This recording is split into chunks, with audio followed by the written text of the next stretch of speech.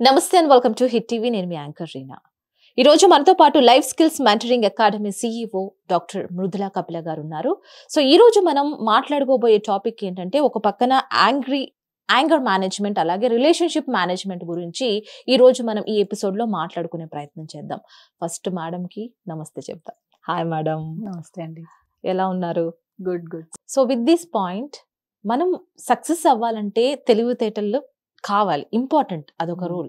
So ఈ relationship లో కూడా ఈ తెలివితేటలు అనేది కావాలంటారా? ఇమోషనల్ ఇంటెలిజెన్స్ అని రెండు ఉన్నాయి. ఇప్పుడు ఐక్యూ అంటారు. ఐక్యూ అంటే ఇంటెలిజెంట్ కోఎఫిషియంట్, ఈక్యూ అంటారు ఎమోషనల్ కోఎఫిషియంట్. నా ఇంటెలిజెన్స్ అంటే మనం అందరం ఆలోచించేది తెలివితేటలు. సో సైకలాజికల్ గా ఇంటెలిజెన్స్ టెస్ట్ చేసే టెస్ట్లు ఉంటాయి. There are specific parameters for that.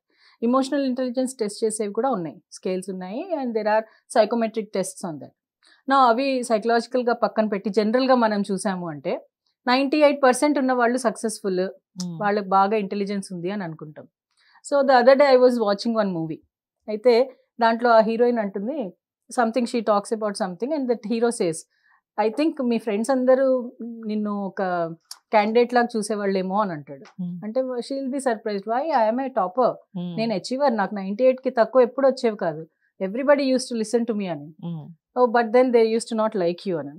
అంటే ఎందుకు, why do you feel it అని అంటుంది ఆవిడ. అంటే అంటాడు, సి నువ్వు 98% ఉంది అని ఆల్రెడీ నీకు అహం వచ్చేసింది. Second, you are following only rules.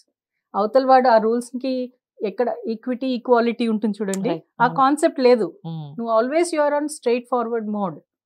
So how will you understand emotions? You are only related with intelligence ఉంది, super, I appreciate that, but what about emotions? So she asks back, then what do you do?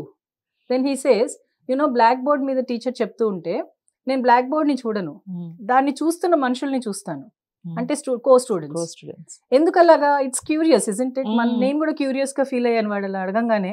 Then I felt ఎందుకలా అయి ఉండొచ్చు అని. Then he said, very important aspect, what is that? They might come with some doubts.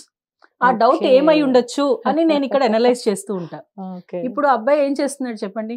Critical thinking, lateral thinking, more precise. అంటే ఒక్క concept ని 10 విధాలుగా ఎలా చూడాలి? Because class will be having at least 30 students questions నువ్వు ఇక్కడ కూర్చొని అనలైజ్ చేస్తున్నావు. 29 నీ తీసేసి 29 స్టూడెంట్స్ క్వశ్చన్స్ నువ్వు అనలైజ్ చేస్తున్నావు అంటే నీకు ఎంత బాడీ లాంగ్వేజ్ తెలుస్తుంది? This guy who is in school, ఈ అబ్బాయి అలా చేశాడు అంటే పెద్దగా ఏమవుతాడు అబ్బాయి? Definitely he will be a very good people's person. He will understand how emotions are. Emotional intelligence అనేది అది. ఇప్పుడు ఫర్ ఎగ్జాంపుల్, కొంతమంది పార్ట్నర్స్లో కానీ, హస్బెండ్ అండ్ వైఫ్లో కానీ, whoever is in authority, I don't say only husbands, even wives shout. So I am not saying gender specific గా చెప్పట్లేదు, కానీ whoever is in authority, whoever can't control their temper, they shout on the other person. They shout on top of their voice. గట్టిగా అరిచేస్తారు, నువ్వు అది, నువ్వు ఇది, అన్ని bad words వాడేసి ఆ కోపం అంతా, ఆ ఫేజ్ ఆఫ్ కోపం అంతా పోయేదాకా అరిచేస్తారు.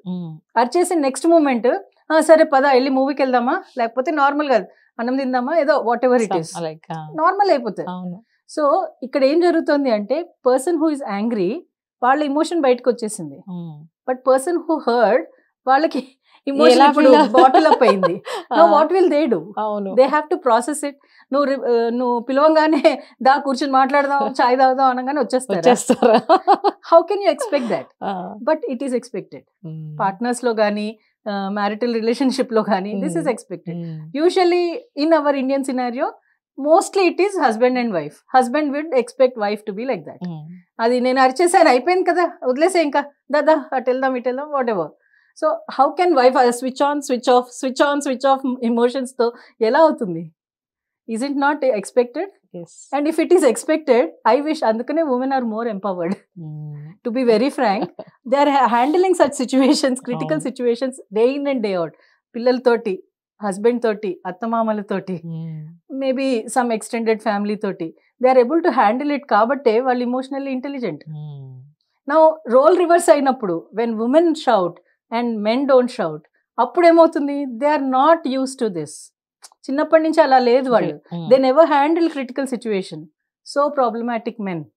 వాళ్ళని చాలా కోట్స్ వస్తాయి, I married you, I did not marry the child in you అని. So it's not my responsibility to upbring you. ఇట్లాంటి కోట్స్ చాలా వింటున్నాం ఈ మధ్య. But yeah, this is the fact. ఎక్కడైతే యు ఆర్ నాట్ అంటే క్రిటికల్గా ఆలోచించడము, సిచ్యువేషన్ ప్రకారం, నాట్ ఇండివిజువలిస్టిక్. ఇప్పుడు ఎవరో షౌట్ చేశారు, వాళ్ళ పర్సనాలిటీ అంతా మీ పాయింట్ ఆఫ్ వ్యూలో చేంజ్ అయిపోయింది. This a boss for example, అవును, బాస్ షౌట్ చేశాడు, ఇంకోసారి ఆయన దగ్గరికి అప్రోచబిలిటీగా ఉండదు. You don't feel like raising any new concepts. You don't feel like మళ్ళీ ఆ బాస్ వచ్చి మీతోటి ఫ్రెండ్లీగా మాట్లాడే వరకు కొంచెం దాన్ని స్టెబిలైజ్ చేసేదాకా anybody for that matter, that boss might be a man or a woman, no doubt about it. Gender specific కాదు ఇది ఇమోషన్ స్పెసిఫిక్. బట్ ఇక్కడ పాయింట్ ఏంటి అంటే, women and men both should realize that every emotion requires some time to process. ఇప్పుడు తిట్టంగానే తిట్టేసి నీ తిట్లు అన్నీ అయిపోయాయి, నువ్వు నార్మల్గా అయిపో అంటే అయిపోరు. పిల్లల్లో కూడా ఇది ఎస్పెషల్లీ పిల్లలకి బాగా ఎఫెక్ట్ అవుతుంది. పేరెంట్స్ తిట్టేస్తారు, వెంటనే పదరా బయటకు వెళ్దాం అంటారు. వాడు ఎలా స్విచ్ ఆఫ్ అవుతాడు? చాలా కష్టం అవుతుంది. అఫ్ కోర్స్ వాళ్ళు స్విచ్ ఆఫ్ అవ్వగలుగుతున్నారు, 90% they are able to manage అంటే కుడోస్, గ్రేట్ చిల్డ్రన్ అవుతారు వాళ్ళు. బికాస్ హార్డ్షిప్స్లో వాళ్ళు అంటే తేలగలిగితే దేర్ రెసిలియన్స్ ఇస్ గుడ్, వాళ్ళు చాలా బాగుంటారు. అన్ఫార్చునేట్లీ కొంతమంది ఉన్నారు, దే బాటిల్ అప్. వాళ్ళు ఎప్పుడైతే అది బాటిల్ అప్ చేస్తారో అది ఏదో ఒక విధంగా బయటపడుతుంది ఎప్పుడో అప్పుడు అది ప్రాబ్లమాటిక్ ఉంటుంది. సో అది నెగిటివ్గా బయటపడింది అనుకోండి అబ్యూజివ్, పాజిటివ్గా బయటపడింది అనుకోండి వెరీ గుడ్. బట్ అది పాజిటివా నెగిటివా అనేది థాట్కి తెలీదు. థాట్కి అది పాజిటివ్ ఇది నెగిటివ్ అని థాట్కి తెలియదు, మీకు తెలుసు, మీకు ఇంటెలిజెన్స్ ఉంది కాబట్టి ఆ థాట్ని పాజిటివ్గా మీరు కన్వర్ట్ చేసుకోగలగాలి. That has a lot of industry behind. చాలా వర్క్ హార్డ్ చేయాలి దానికి. చాలా ఈజీ అనిపిస్తుంది కానీ this lot of work that you have to put in. ఇవన్నీ వినడానికి చాలా సింపుల్గా ఉంటాయి కానీ ఆచరించడానికి చాలా కష్టమైన principles, to be very frank. Right. ఏదో ఒక సందర్భంలో ఎవరో ఒకళ్ళు ఈ సిచ్యువేషన్ ఎదుర్కొని బయటపడిన వాళ్ళు చాలా మంది ఉన్నారు. బట్ దాన్ని కొద్దిగా ఏమంటారు మీరు అన్నట్టు లైట్ తీసుకొని మోల్డ్ చేసుకునే విధానం టైం టేకింగ్ ప్రాసెస్ కాబట్టి టైం తీసుకొని మంచిగా ప్రాసెస్ చేయాలి, చేస్తూ ఆ ఎమోషన్ ని ప్రాసెస్ చేయాలి. రైట్, డెఫినెట్ గా ప్రాసెస్ చేయాలి దాన్ని.